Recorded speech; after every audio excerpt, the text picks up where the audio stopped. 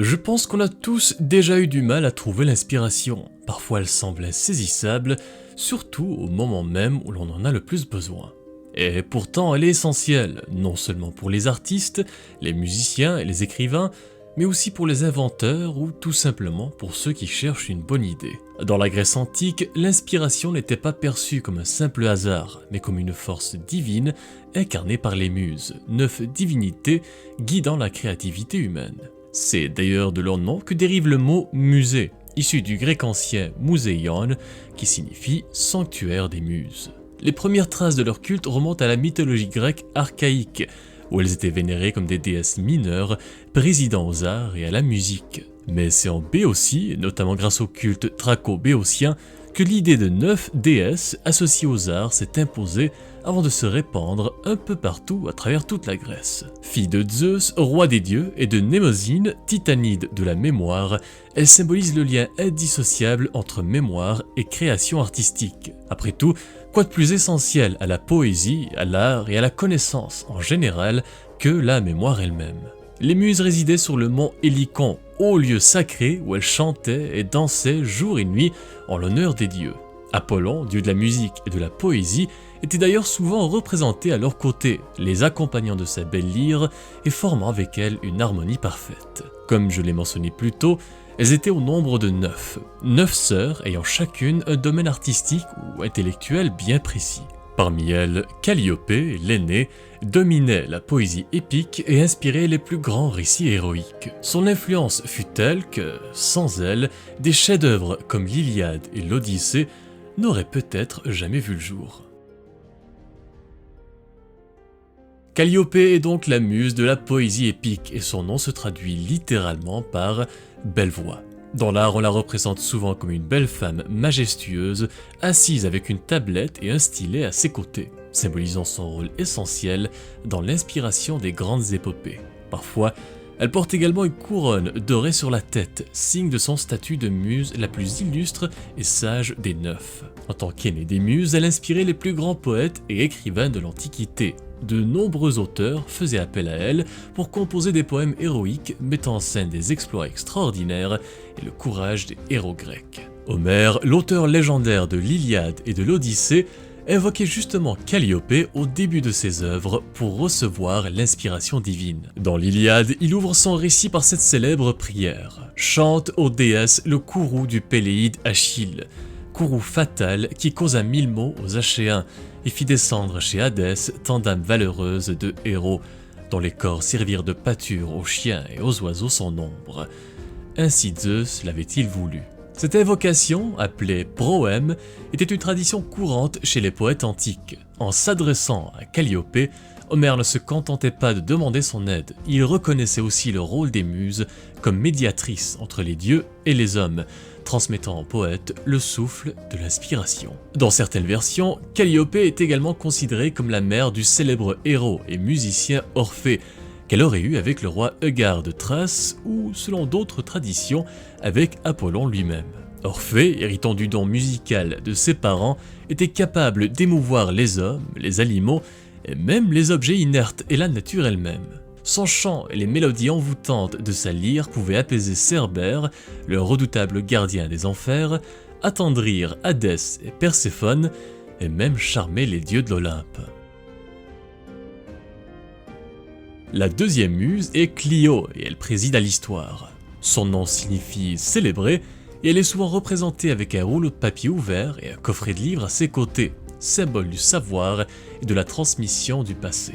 Elle porte parfois une couronne de laurier, rappelant la grande importance de la gloire et de la renommée dans l'histoire. L'histoire est le récit du passé, la mémoire des événements qui ont façonné les civilisations. Clio veille donc à ce que les souvenirs et les accomplissements des grands poètes, héros, musiciens et rois ne tombent jamais dans l'oubli. Elle donne aux historiens et aux chroniqueurs la capacité de retranscrire fidèlement les faits marquants du monde pour les préserver à jamais. Elle peut même bénir ceux qu'elle favorise d'une immortalité historique, leur assurant ainsi une place éternelle dans la mémoire collective de l'humanité.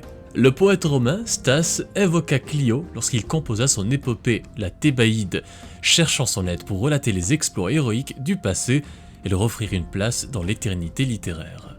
D'une certaine manière, on peut considérer Clio comme la gardienne de la mémoire du monde, s'assurant que les grandes actions des hommes ne disparaissent jamais. Euterpe, dont le nom signifie celle qui réjouit, est la muse de la musique et de la poésie lyrique. Dans la Grèce antique, la musique était bien plus qu'un simple divertissement. Elle servait à exprimer les émotions, à accompagner les cérémonies religieuses et à transmettre les récits épiques. C'était un art essentiel, aussi important et apprécié que la poésie et la danse, plaçant ainsi Euterpe au cœur de l'inspiration artistique. Dans l'art, elle est généralement représentée avec des instruments de musique, notamment l'aulos, une sorte de flûte double emblématique de la culture musicale antique. Certaines traditions lui attribuent même l'invention des instruments à vent, rendant la musique encore plus accessible pour toute l'humanité. Dans la mythologie, les muses ne se contentaient pas d'inspirer les artistes, elles divertissaient aussi les dieux de l'Olympe. Lors des festins divins, Euterpe et ses sœurs chantaient, dansaient et jouaient de la musique régulièrement pour émerveiller et divertir les immortels.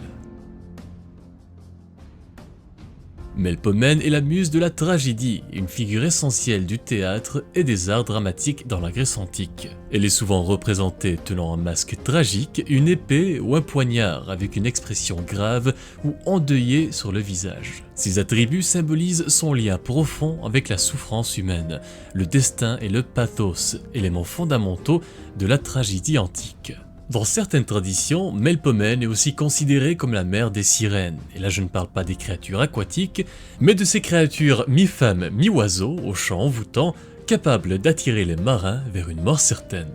On les retrouve dans plusieurs mythes célèbres, dont l'Odyssée d'Homère, où Ulysse, prévenu du danger de ces créatures, s'était fait attacher au mât de son navire pour résister au pouvoir hypnotique de leur chant. Les plus grands dramaturges antiques, tels que Sophocle, Euripide et Échille, évoquaient Melpomène pour composer leurs pièces, et leurs œuvres exploraient toutes sortes d'émotions, comme les tourments des héros face à la fatalité et aux dieux, les amours impossibles ou destructrices, ou encore les dilemmes moraux et les trahisons, donnant naissance aux tragédies qui influencent encore aujourd'hui le théâtre et la littérature contemporaine.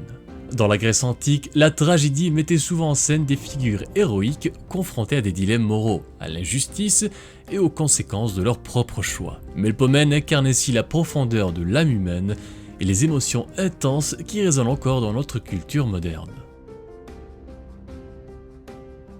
Si toutes les muses possèdent un talent pour la danse, c'est bien Terpsichore qui en est la maîtresse incontestée. Son nom signifie « celle qui se délecte de la danse » et elle est souvent représentée tenant une lyre dans ses mains. Chez les Grecs, la danse n'était pas seulement une forme d'expression artistique, elle jouait un rôle essentiel dans les rites religieux, l'éducation et les festivités. À Sparte par exemple, l'agogé imposait aux jeunes garçons, en plus de l'athlétisme et de l'endurance physique, l'apprentissage de la danse dès l'âge de 5 ans, comme un moyen de développer leur discipline et leurs conditions physiques. Les grandes fêtes en l'honneur des dieux, comme les Dionysies, dédiées à Dionysos, mêlaient danse, chant et théâtre dans des spectacles grandioses. Alors Terpsichore, par son influence, incarne la beauté du mouvement et l'harmonie entre la musique et le corps. Erato, dont le nom signifie désir, est la muse de la poésie amoureuse et de la poésie lyrique. Elle est souvent représentée tenant une lyre ou encore une flèche, illustrant son lien étroit avec Eros, le dieu de l'amour dans la mythologie grecque. Elle est mentionnée dans les Argonautiques d'Apollonios de Rhodes, notamment dans le récit de l'amour passionné entre le héros Jason et la sorcière Médée. Lorsque Jason arrive à Iolcos pour revendiquer son trône, Erato est invoqué afin d'inspirer les poètes à raconter cette histoire où l'amour et la trahison s'entrelacent. Symbole du pouvoir des émotions et de la séduction dans la poésie grecque, Erato permet alors aux poètes de traduire les élans du cœur, capturant aussi bien le côté doux et attendrissant des amours naissantes que la douleur affligeante des passions tragiques. Polymnie est la muse de la rhétorique et de la poésie sacrée. Son nom signifie « celle aux multiples louanges », soulignant son rôle dans l'inspiration des hymnes religieux et des discours solennels. Elle est souvent représentée vêtue d'un long voile et d'un rouleau de parchemin entre les doigts, symbole du savoir et de l'importance des textes sacrés. De toutes les muses, Polymnie est considérée comme la plus austère et la plus sérieuse. Elle veille à la pureté du langage et à la profondeur spirituelle des discours, influençant aussi bien les prêtres que les philosophes. D'ailleurs, elle était souvent invoquée lors des prières publiques. Mais son influence va bien au-delà de la religion. Elle inspire également les orateurs et les penseurs, aidant à structurer les discours et à transmettre des idées complexes avec éloquence.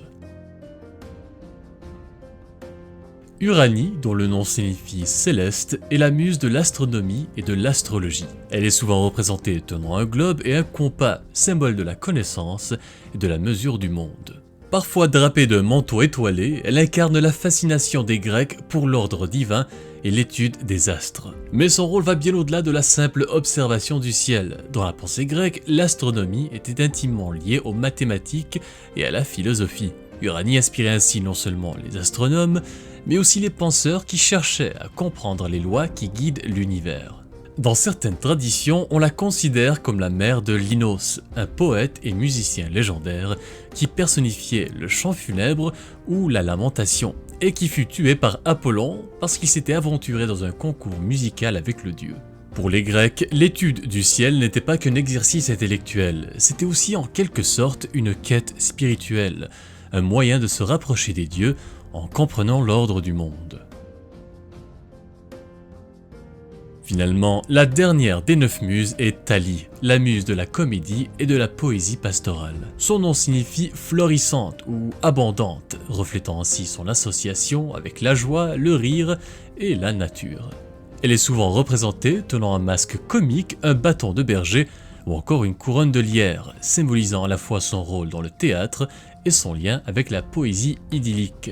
Alors que Melpomène inspirait les tragédies sombres et poignantes, Thalie, elle, présidait aux comédies légères et satiriques, où le rire servait à la fois à divertir les masses et à critiquer la société. Aristophane, l'un des plus célèbres auteurs de comédies de la Grèce antique, aurait puisé son inspiration auprès d'elle pour écrire ses pièces pleines d'ironie et de jeux de mots subtils.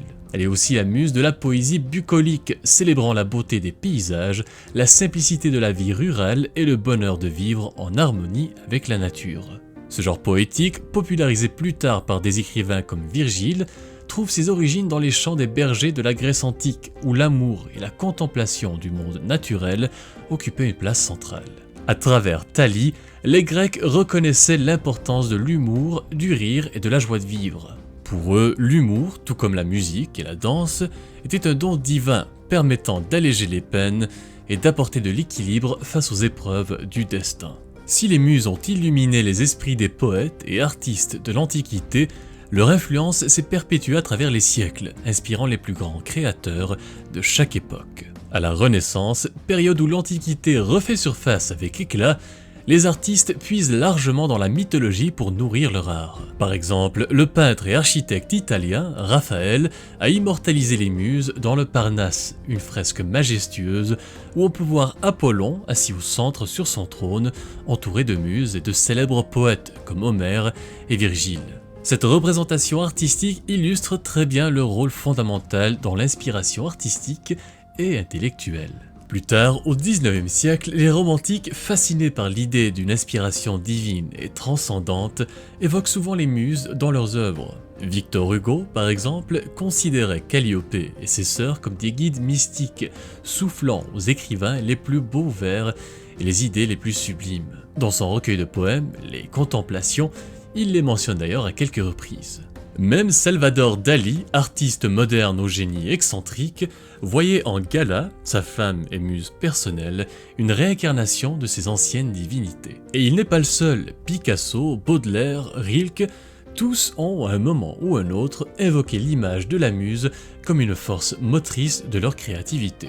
Aujourd'hui, ces 9 divinités continuent de briller à travers la culture populaire. Le premier exemple qui me vient en tête vient du film Hercule de Disney, où les muses prennent une place centrale dans l'histoire. Elles deviennent un chœur gospel dynamique qui raconte l'histoire d'Hercule avec beaucoup d'énergie tout au long du film. On peut aussi retrouver Calliope dans l'épisode 11 de la série The Sandman, où elle est piégée par un écrivain qui l'exploite pour son inspiration. Ou encore dans le film Xanadu, où un artiste en difficulté rencontre une muse qui change sa vie à jamais. Finalement, peut-être qu'à leur manière, les muses sont toujours là, inspirant ceux qui racontent des histoires, chantent, dansent, écrivent, ou créer des vidéos sur YouTube. Dites-moi en commentaire quelle est votre muse préférée et quel art vous inspire le plus, l'histoire, la musique, la comédie ou autre chose. Sur ce, merci à tous et à toutes d'avoir regardé cette vidéo sur les muses et j'espère qu'elle vous a plu. N'hésitez pas à liker, partager la vidéo et à vous abonner pour ne pas manquer les prochaines sorties. Et je vous dis à la semaine prochaine pour encore plus de contenu.